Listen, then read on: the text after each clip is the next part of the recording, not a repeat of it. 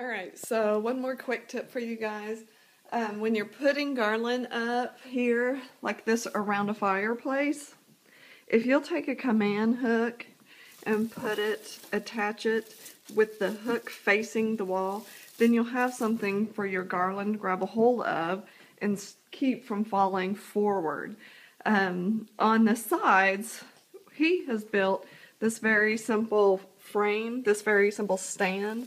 As you can see, it's just a piece of wood, looks like a 1x6, and he's attached the garland on each side so that it stands there and it bears the weight of the garland so that it's not pulling so much and be close to falling off. You don't have to do that. I'm fixing to put a whole bunch of stuff on this, and that's why that is in place there. But the command hooks is a great idea. I'm in the middle of doing a garland over a fireplace, and so I kind of wanted to show you how to start doing that. I've already showed you how to secure the actual garland to the fireplace. So now what I'm doing is I'm adding big bulbs like this.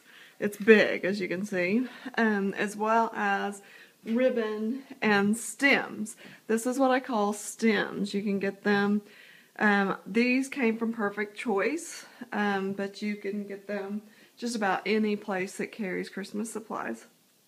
So what I am doing, what's going to be important is to make it symmetrical. So you don't want it to be too matchy-matchy, but you want the weight to be evenly distributed throughout the mantle. So if you'll notice, if I put a bulb on that side, you'll notice there's one on that side, and vice versa. You keep going. In the middle, I balance it out with 3 bulbs, as you can see here.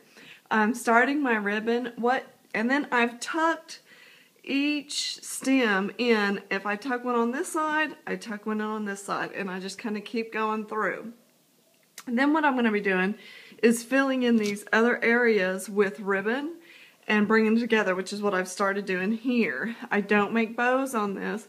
I make those loops, 3 loops, and then I tuck the tails in throughout the garland. So you don't have to know how to make a bow to do this. And again, I'll go back over that in more posts on how to make those little loops, I guess you'd call them, with ribbon.